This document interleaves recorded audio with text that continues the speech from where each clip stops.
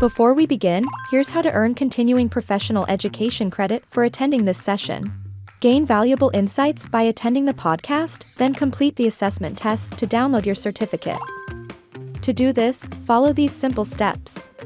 Click on the link in your description to access the session. Create a free account and attend the podcast. After the podcast, take the assessment test and download your certificate. It's easy, and it's free. We highly recommend checking out our subscription.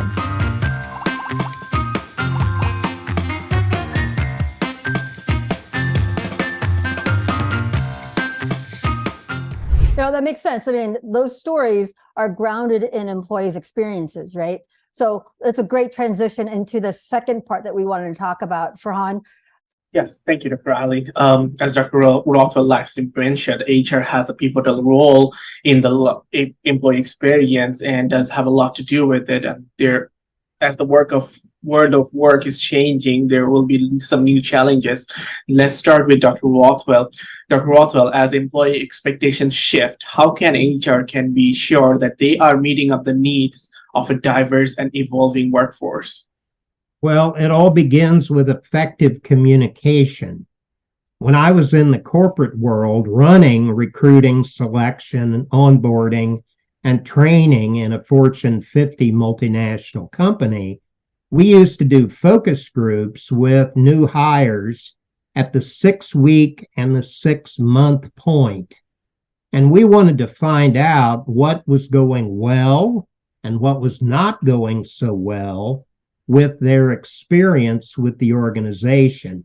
And of course, management lives in la-la land. They think that all new hires are having a wonderful time joining the company. But then you talk to the new hires and you say, what could we do to improve your feelings about your job, the company, your coworkers, your boss? And sometimes you hear some amazing stories. I'll give you an example.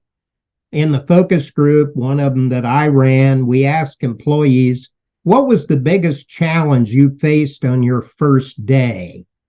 And one of the workers said, well, I pulled into the many parking lots.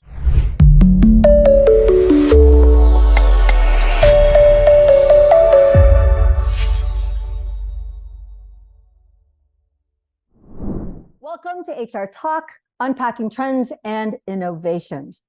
This is our monthly dive into the evolving world of human resources. In an era where companies are more digital, decentralized, and diverse than ever, HR isn't just about hiring and firing, it's really about forging the future. I am Aileen Zaballero. I am a strong advocate of continuous lifelong learning, and I believe that HR and talent professionals are at the forefront to ensure that employees have the necessary tools and opportunities to succeed in the future. My co-host today is Farhan Sadique, a doctoral candidate from Penn State and this year's recipient of the Emerging Practitioner Award from OD Network. Farhan, you want to share with us a little bit about you and why this topic is important to you? Sure. Thank you. Thank you for hosting this podcast, and thank you for inviting me as well. I think this podcast will get some really valuable information on the field. And as we talk more about the technology and AI and the changes of HR, a lot of people are interested to know what's coming up and what do we know about it. So the future of human resource will be drastically different from its traditional role, influenced by technological advances, evolving workplace, and changing employee expectations. Today's podcast, The Future of Human Resource, Navigating Tomorrow's Talent, we will glimpse into what the future might hold, future might look like, and talk with two esteemed experts in our field. Let us welcome two esteemed speakers who may also serve as podcast host on the later episode. Distinguished Professor, SHRM certified CPLP Fellow, Dr. William Rothwell, and Executive Coach, Organization Development Practitioner, Dr. Behnam Bakhshandeh. Excellent. Thank you so much, Farhan, for that introduction. So let's talk, and I'm going to ask some real broad questions first. We'll start with you, Dr. Rothwell. You've worked in government and in the private sector for over 25 years. And 30 years in academia teaching not only HR professionals, but also talent professionals. So in your vast experience, can you just share with us what are some of the biggest changes that you have seen in the field of HR? Well, when I started out in the field, a lot of people shied away from human resources because it had a bad reputation. One of the thoughts that I heard from operating managers was that people were put in HR if they couldn't cut line or operating management positions. And that included people close to retirement age who were trying to ease out in low-stress jobs.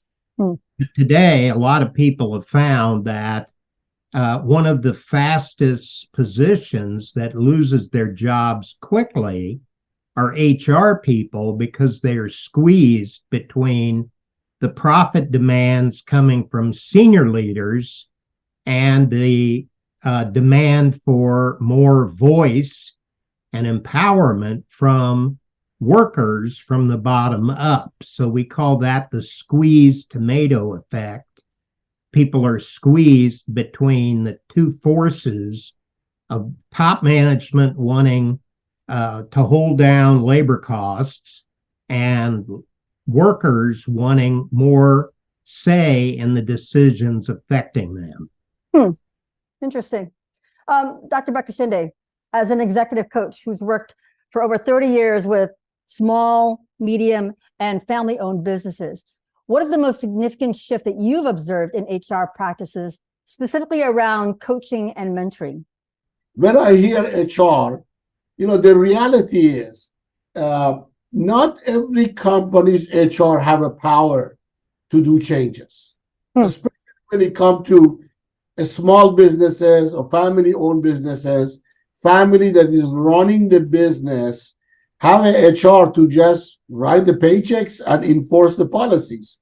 There is no decisions that come from HR, but is in a upper level in terms of annual production or number of the employees in the small businesses or middle-sized businesses. HR start welcoming coaching programs into the system of additional to their abilities or competencies that they are pushing and the scales. Since ATD, Association of Talent Development, in the year 2013, literally add coaching as one of their master's capabilities or competencies and the scales, the interest on coaching as a tool for developing people become more evidence, and HR using them more often. Yes. That makes sense. Okay, so let's look at this. This podcast is going to specifically focus on the future of human resources. And so we're going to segment it into three main sections. We're going to talk about organizational culture, employee experience, and then also learning and development. And then do at the end a quick dive into a future focused conversation. So let me start about organizational culture.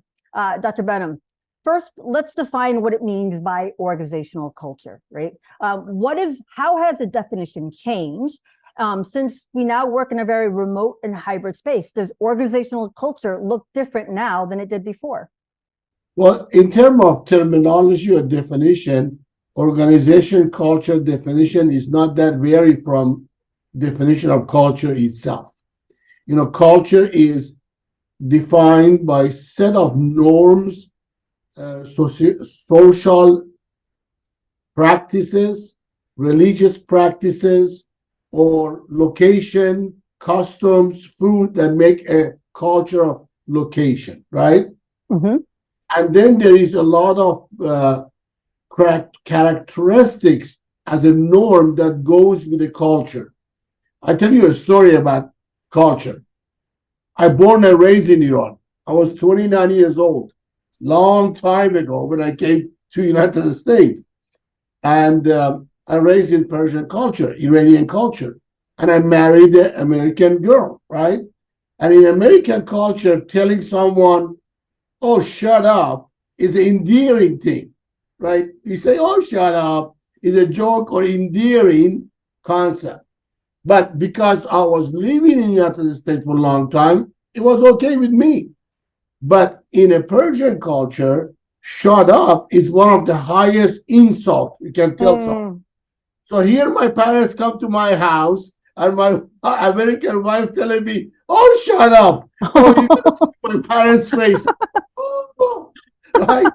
So I explained in their culture, shut up is endearing thing. You know, it's like, what do you call it? Playful thing. So don't take it personally. So organization culture is not different from society's culture in terms of certain practices that company taking on, certain surroundings, certain policies and procedures that create the culture of that organization. When Google or Apple start altering the employment culture and workplace culture, it was the first time ever that a company, for example, brought child care, child support to the organization for employees to bring the children and be professionally taken care of during the work hours, or put a cafeteria, or put exercise machines for employees. That's the culture that these two companies start bringing to work. But HR, recently, in the last 2 or 3 decades, HR department start putting influence on changing cultures, because they realize that 19th century style of management as work harder, work longer, get paid less is not work anymore. Right. There is no magic in that culture. Labor wants to work less and get paid more. Management wants to they work more and get paid less, and there is a conflict. So each organization, based on their vision, values, and principles, have a certain culture that they follow, collective norms and customs that the society or organization formed around and follow. Do you want to earn CPE credit? Take this course of My CPE to earn free credit. Click the link in the description to get started. Right. So, it's funny when you think about organizational culture. It used to be a lot more contained within that organization. But because we're working so much more in these hybrid spaces, and even having all these interconnectedness with organizations and companies and all these different partnerships, culture in itself seems to be much more diluted, at least organizational culture. Dr. Rothwell, how can an organization ensure that there's a cohesive culture, or can they, or is there such thing now as a cohesive organizational culture? Well, the cohesive organizational culture starts with the way people are recruited and onboarded and selected into the organization. And it's a two-way street. We sometimes think of the worker becoming part of this larger organization. But at the same time, the organization changes slightly based on the personality, the beliefs, the behaviors of the individual joining that organization.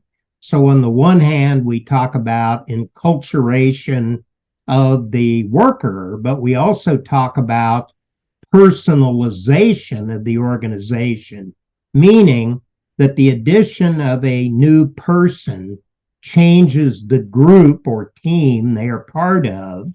It changes the department they're part of, the division they're part of. And some people have more impact on that change of the organization than others. We can think what happened to Apple when Steve Jobs joined as CEO. There was a dramatic change. And the same thing can happen even in lower levels with individuals who have very strong personalities. They can affect the people around them, their whole team, their whole department, the whole organization can be altered by. So one person can make a difference.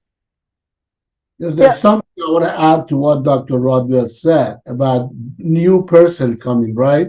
Right. Imagine a river. So you see a river sometimes coming very fast, You see the water is fast. Imagine an organization which have that culture of velocity and fast performance and fast productivity compared with the culture that river is smoother, goes slower. Now, if somebody who's a swimmer, even experienced swimmer, who used to swim on that smooth, relaxed river run, come and jump on the high velocity river, what would happen to that person? Most probably would be washed by the speed and force of the river, called the management, the norm, the style, right? Right. But somebody go from that high river swimmer to a slower, then they suffer. I saw people, like you said, wow, everything is so slow here. I can't work here. I'm suffocating. It's a job of HR to understand the norm, really study it and know it. So as Dr. Rothwell said, when we go onboarding, if we are familiar with our culture, we can prepare the new employee to what are you about to jump in. Are you jumping to this rush going river, or you jump into this slow, smooth river? That would prepare them to not to fail. That is the future of HR, to understand, especially when you adding hybrid employment, which is somebody walking off that rushing river and coming home behind their kitchen counter, and they work. Suddenly they are in that smoother, relaxed river. But the company wants you to swim in that high speed river. What's going to happen? That needs certain training and development and molding behaviors and attitude and mindset that HR job is to design and implement. Well, let me follow up then with the question, as you're talking about this organizational culture and how fast it can actually be and how easily a new employee or even an existing employee can get swept up. Yeah. How do you foster that inclusiveness? How do you ensure that people who are working completely in a different space, not in the same building or same environment, how do you ensure that they are part of that culture or even understand that culture? I would start from inclusivity comes from organizations' management system interest on inclusivity and understanding and teaching, understanding concept and honoring people's different speed, honoring people's diversity on learning. Imagine you working in a company with a different culture that don't have understanding of you. Right. Yeah. Like for American culture, anybody from Middle East or Arab. But in Middle East, there are so many different cultures. There are Israelis, they're Iranian, they're even in Arabs, they are Egyptian, they're Kuwaitis, they're Iraqis, there are so many different cultures. Right. It's easier to call everybody one thing and get over with it. Right. However, my point was HR have to be sensitive to different cultures learning, different cultures understanding. So it's not just go do this. I think the temptation of managers is to focus on getting the work tasks accomplished. And they often forget that an important part of the new hire's experience is learning the other people in the organization. And in fact, research indicates that if those ties are weak, the worker doesn't establish good relationships, then they become turnover statistics. Right. They're much more likely to jump ship because they have no friends in that organization. So for that reason, a lot of organizations will establish onboarding programs that are really on two wavelengths. They have one person, maybe the manager, the supervisor, or an experienced coworker who takes on the responsibility for training the new hire. But there's a second person, a peer mentor, whose job is to make sure that the new hire is invited over to people's homes for dinner, invited out for beer on the weekend, like Friday night, if the work group goes out to unwind. They make people feel welcome in the organization. So we have to do both in order to get people to become fully enculturated in the organization. We have to be careful too, because management tends to assume that everything that happens is wonderful. But it's the stories we hear told about the organization that shapes our understanding of the corporate culture. Even rumors or gossip will shape our understanding. For example, if a new hire says, my boss is so-and-so, and another employee says, oh, I've got real gossip to tell you about that person, then that starts to shape the understanding of the new hire about the corporate culture in which he or she is part. And, it doesn't matter if it's true or false. It's the story that is key to shaping the understanding of what that corporate culture is like. So management puts people through a corporate culture seminar, trying to indoctrinate them in some wish list of what we wish our corporate culture was. But at the same time, the workers hearing these horror stories from their coworkers about the awful things that have happened to them in the organization. So which one do you think has the most impact in the new hire's understanding of that corporate culture? It's the terrible stories, of course. Of course, not all stories are terrible, but you get my point. Sometimes the people who are the most aggressive to talk to new hires are the people who have attitude problems. They hate their boss, they hate their coworkers, they hate their customers, and they go out of their way to try to shape the understanding of a new hire about the nature of the organization and the people in it. Access latest and trending CPE courses with my CPE's Unlimited Access subscription. Subscribe now. That makes sense. I mean, those stories are grounded in employees' experiences, right? So it's a great transition into the second part that we wanted to talk about. Farhan? Yes, thank you, Dr. Aileen. As Dr. Rothwell lastly mentioned, HR has a pivotal role in the employee experience and does have a lot to do with it. And as the world of work is changing, there will be some new challenges. Let's start with Dr. Rothwell. Dr. Rothwell, as employee expectations shift, how can HR be sure that they are meeting up the needs of a diverse and evolving workforce? Well, it all begins with effective communication. When I was in the corporate world running recruiting, selection, onboarding, and training in a Fortune 50 multinational company, we used to do focus groups with new hires at the 6-week and the 6-month point. And we wanted to find out what was going well and what was not going so well with their experience with the organization. And of course, management lives in la-la land. They think that all new hires are having a wonderful time joining the company.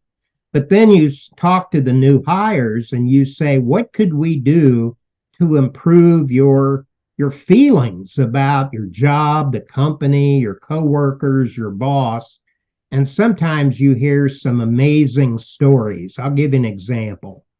In the focus group, one of them that I ran, we asked employees, what was the biggest challenge you faced on your first day? And one of the workers said, well, I pulled into the many parking lots outside the company headquarters, and they all had big signs that said that if you don't have a company sticker, your car will be immediately towed at your expense. And the worker was brand new, and he or she didn't have a chance to get the sticker, which they got when they came through their first day orientation. So the worker parked at a meter outside the company and then accumulated a dozen tickets during the workday. Oh, no. And the company didn't know that this was going on. The worker couldn't get time to go out to feed the meter, so the company ended up costing them a lot of money. Well, that obviously would sour anybody on that company experience. So after that, HR started FedExing the parking sticker to new hires before they even arrived on the first day, and gave them a note and said, put this on your cars and ignore the signs that say you'll be towed because the sticker will protect you. So by asking employees about their experience, we were able to avoid some of the common problems. We also interviewed our supervisors about some of the problems they experienced with new hires.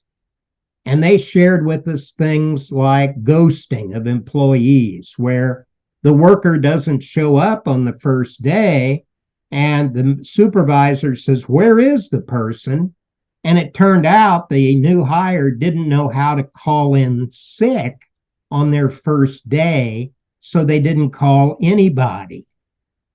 That's an employee ghosting experience. So the way we avoided that problem was we FedExed them the name and phone number of their supervisor before their first day.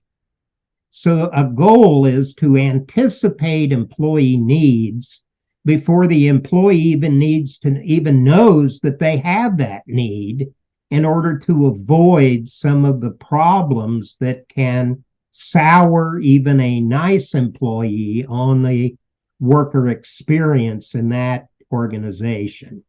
So we made a real effort to do that, and it did have an impact on our turnover rates.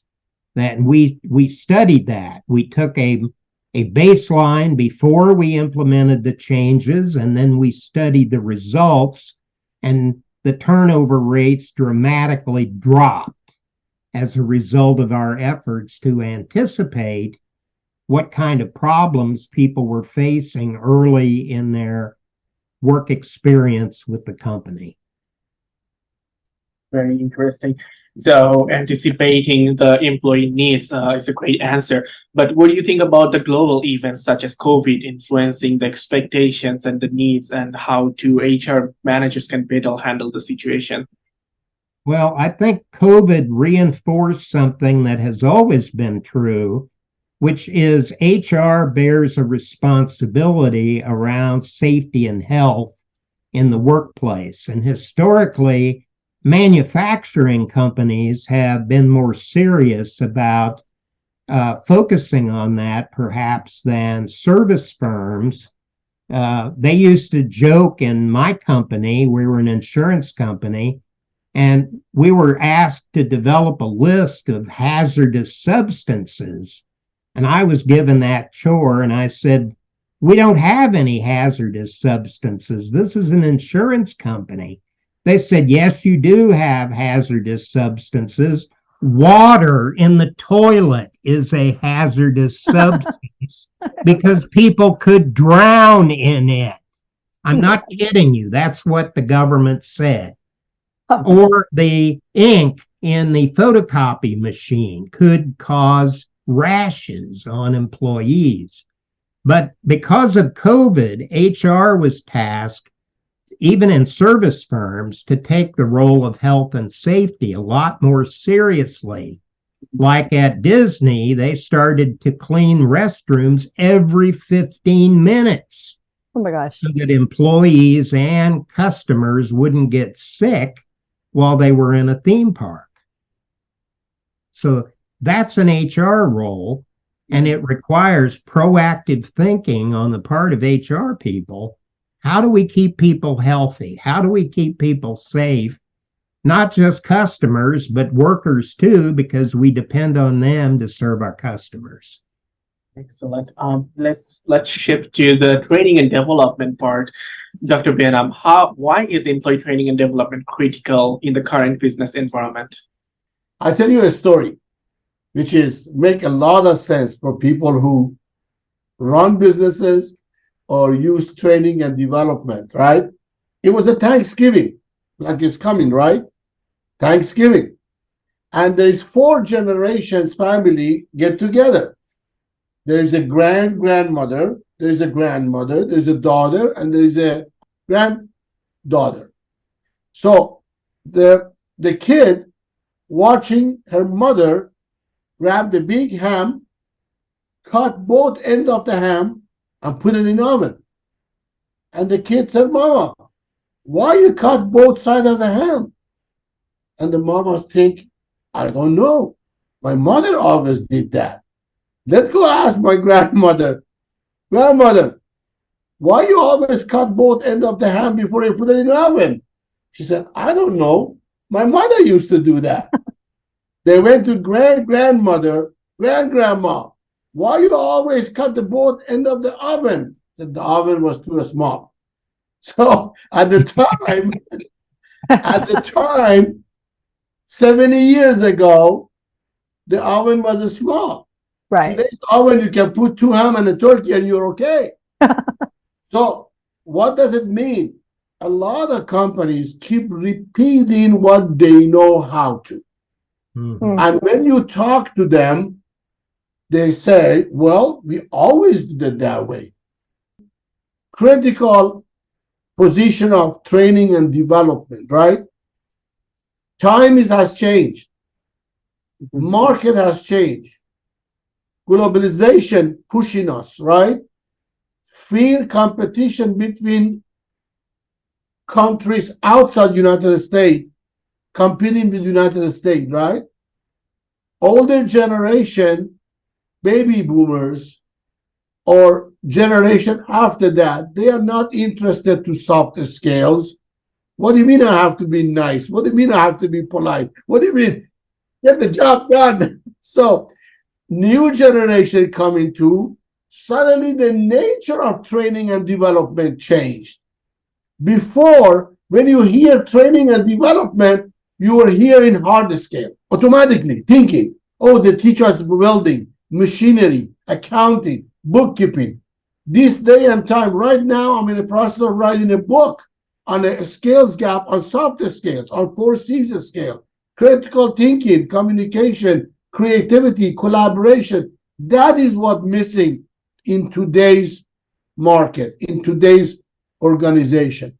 So yes, it is critical for new employees learn about how to use soft skill. Some people call it people scale, but it's much more than soft skill or people scale, because it really is a foundation of well-being of employment in that organization. It's not one size fits all. Depend to the culture of organization. The training and development approach has to be designed to fit in what is missing. Not every organization missing in communication, but they might missing in creativity. Not every organization have lack of collaboration, but they have a lack of critical thinking or customer service.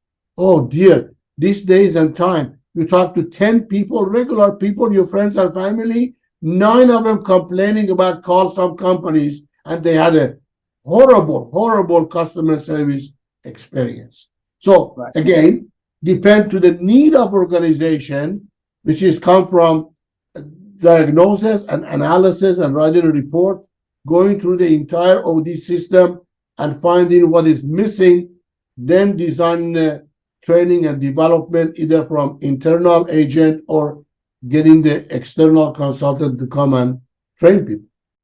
Great. So how do you think HR should play the role in that training and development, minimizing the skill gaps and ensuring employees are prepared for the job for tomorrow? Well, I think HR have to really face the changing the nature of HR, the way that older systems meant HR to be. Tell people what to do. Give them the handouts. This is policies. This is procedures.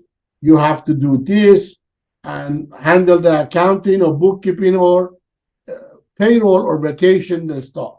That is what I fall in love with HRD, Human Resources Development. And I always tell organizations, create a little sister under your HR called HRD. Yes, HR would do what is traditional HR does, but then have a person in charge of HRD, person with the experience, a doctoral of OD, doctoral of workforce education, somebody with masters of organization development and change, somebody who know the need for new way approach to training and development and new culture. So this might be the message to higher manager, executives, the C-suite, that you need to face the nature of HR is changed. Not is changing, is changed. And if you don't face the change, change will face you. Right, and we do see a lot of changes in the workplace with the technology and artificial intelligence. Right. So what is the biggest challenge you think integrating coaching into this tech-driven workplace? Well, when it comes to coaching, I noticed a lot of majority of people have lack of understanding of themselves. It means the absence of emotional intelligence, EI, the absence of self-awareness. Why do I think this way? Why do I want to do it this way? Why I don't care what other people say? Lack of self-regulations, inappropriate behavior, inappropriate comments that really cause a lot of turmoil for HR, right? Then relationship management. How do you understand interpersonal relationship? How do you understand intrapersonal relationship skills? Then social awareness, which is so missing deeply in the culture of country. So I would say from the channel of coaching, bringing emotional intelligence is one of the essential skills from top management all the way to line managers to get some mid-range competencies, understanding of self-awareness. Because if someone understands their own mindset, then they can appreciate and have an empathy for other people's mindset. Absolutely. Thank you. That's a great point, I think. Let's move into the discussion for the future, because we hear a lot of people are asking the same questions. What do you believe will be the most significant challenge? We can move to Dr. Rothwell if you want to reflect some answer to that. Like, what would be the most significant challenge specifically for the HR in the next decade? Well, I think we're undergoing changes with workers, work, the workplace, and the work environment. The work environment means the world outside of our organization and the impact that world can have on the inside of the organization. And then the workplace refers to where do people do the work? Do they do it remotely? Do they do it in a central location? Do they do it from a Starbucks or the back of an automobile? How do they do their jobs? Well, it's what we refer to as the workplace. The nature of work itself is changing. We know that because of artificial intelligence and robots being introduced in the workplace in the near term, that this is requiring workers to reskill faster, upskill, in order to keep jobs or at least keep the career they're in. The old rubric, the old rule of thumb was the average person would have 2 or 3 jobs in their lifetime. Today, we say the average person will have 4 to 5 careers in their lifetime, which suggests an ongoing cycle where people have to work and then train and retrain, work and then retrain, work and retrain. And that becomes an ongoing cycle to deal with the rapid changes that the world is challenging all of us with, employers as well as individuals. So I think the future of HR is taking the lead on the human side of the enterprise, which I think, frankly speaking, has been much neglected globally. Right. That traditionally, managers have been much more interested in the financial side and the marketing side, and sometimes that's emphasized to the exclusion of the human side and even the operations or manufacturing side of the organization. So I think the future is all about HR because most of the challenges employers face today center around human beings. Difficulty recruiting good people or any people, the ability to select in a way that will include inclusive choices and diversity, ability to onboard effectively in order to keep good talent, the need for the organization to supply training to keep people's skills up to date and help qualify them for either new careers or higher level responsibility, and then effective methods of helping people off board when the time comes, when they reach retirement age or when they quit the organization, that it isn't a matter of just waving goodbye to people, but maybe finding ways to keep in touch with them long term, because maybe they're leaving the company today, but they might want to come back tomorrow. So what then? How have we kept in touch with them?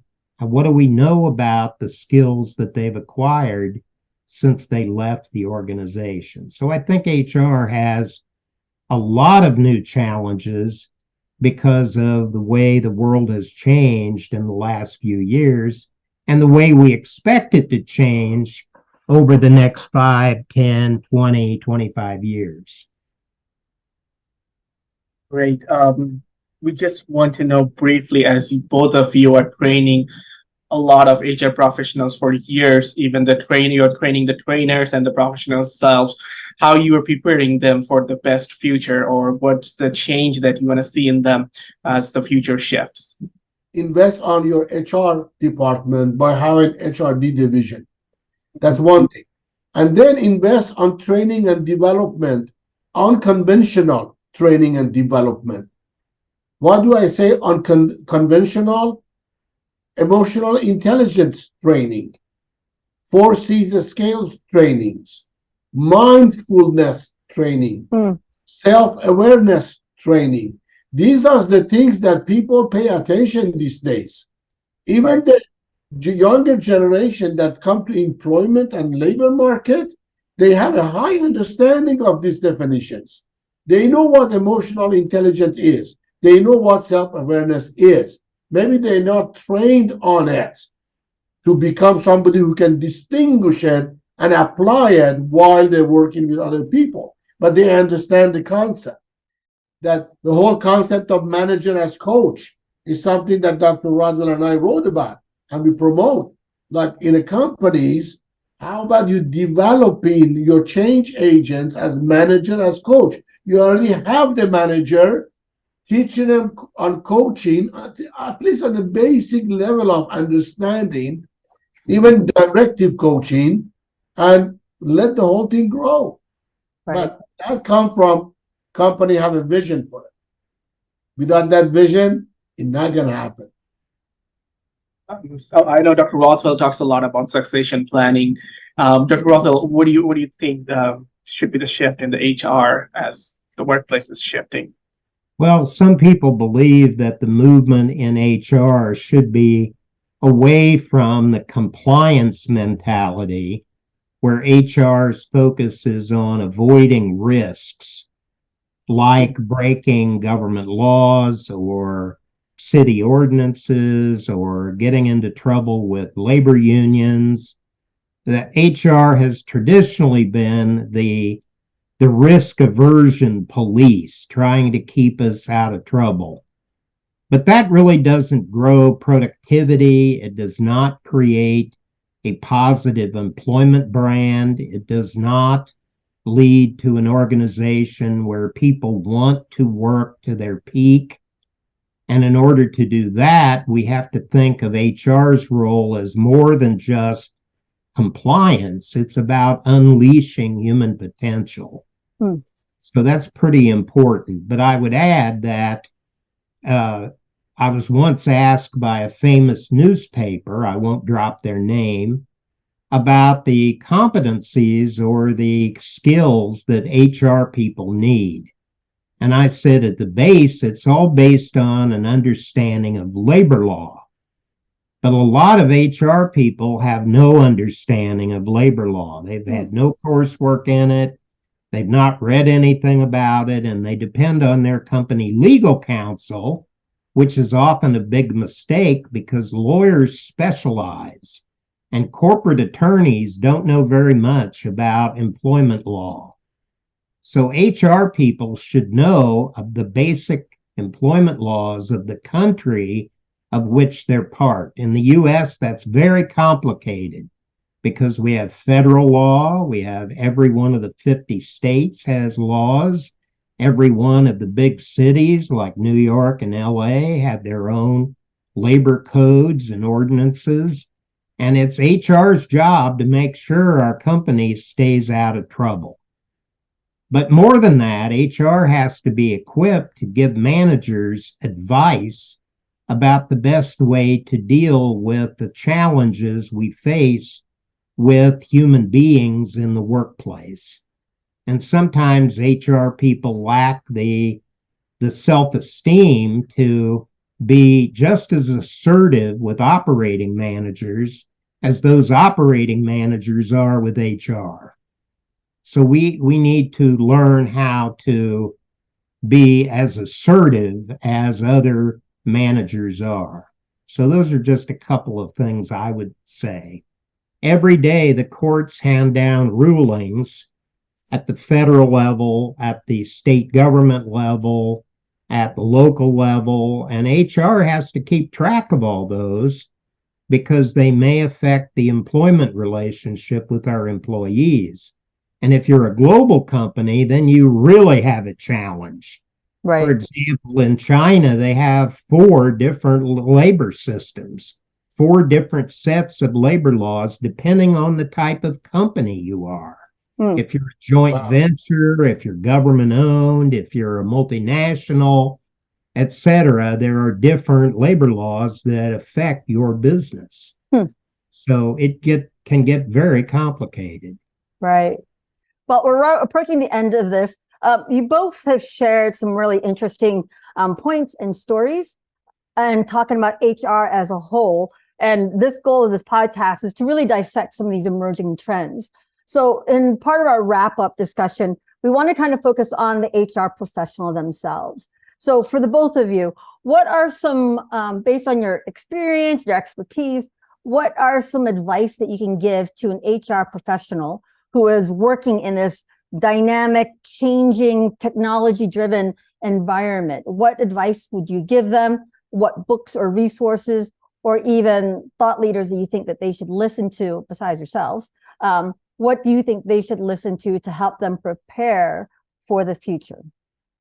Well, from my side, I would tell them grow with times. Learn about everything that you want to teach your workforce. Put yourself or learn more about emotional intelligence yourself. Learn more about self-awareness and mindfulness yourself. Then you build more appreciation for what you're about to teach them. And then, I really am a big advocate of SHRM, the Society of Human Resources Professional Managers. That SHRM have a lot of great articles there for them to read. In the thought leaders of HR is so many that I cannot mention just 1 or 2, but I can mention this name, Sir John Whitmore, that published I cannot say with certainty, very first coaching book, but the coaching books that published 1992 and then 2007, then 2011, about the whole foundation of organization and coaching and how it could be used. And that's that. That would, I would say, read more, understand yourself more, then you can teach other people. Great. I think HR competence is in a series of stair steps. And at the lowest level, you have familiarity with your national labor laws and employment laws. And that's the basis. And then the next step up is familiarity with the job that you've been tasked to do within HR. Like if you were hired to be a recruiter, you have to know the work of a recruiter. But then the next step above that is familiarity with all the components of HR. You at least have some understanding of how your job area, recruiting in my example, fits in with all the other components of HR, how it relates to learning and development or talent development, how it relates to workforce planning, how it relates to compensation and benefits, employee relations, and so forth. Then the step above that is familiarity with your company's business and industry. And what are the problems your employees and your managers are facing, particularly on the human side of the enterprise? And then above that is you take everything from below and you raise it up to the point of how can you as an HR person, based on all of your knowledge of labor law, of your current job, of all of HR, of the business and industry, how can you offer good advice to managers and workers about how to improve the human condition in the organization based on the knowledge you've gained in those other areas? And it all boils down to how can you provide a value added? And often, if we get a degree in HR, we know one of those levels. If we do our due diligence, getting familiar with the company and the managers and the workers, we've got that level covered, but it is a continuing challenge to work on all of those areas because all of them are rapidly changing. Right. Well, this is a wrap. Thank you, Dr. Rothwell and Dr. Behnam, for adding value to our podcast. This first podcast, The Future of Human Resources. There's so many more topics that we're going to want to talk about in these podcasts. There's the gig economy, mental health in the workplace, the role of HR in corporate responsibility. And then I think one important one is to do is AI in HR and the laws and regulations that HR professionals need to know. But next month, we're going to talk about diversity, equity, inclusion, and belonging, and strategies for creating genuinely inclusive workplaces and why it's good for business. I want to thank Farhan for being my co-host, and for Dr. Rothwell and for Behnam for being with us. And that's a wrap on HR Talk, Unpacking Trends and Talent Innovations. Stay curious, stay innovative, and we'll catch you on our next episode. Thank you.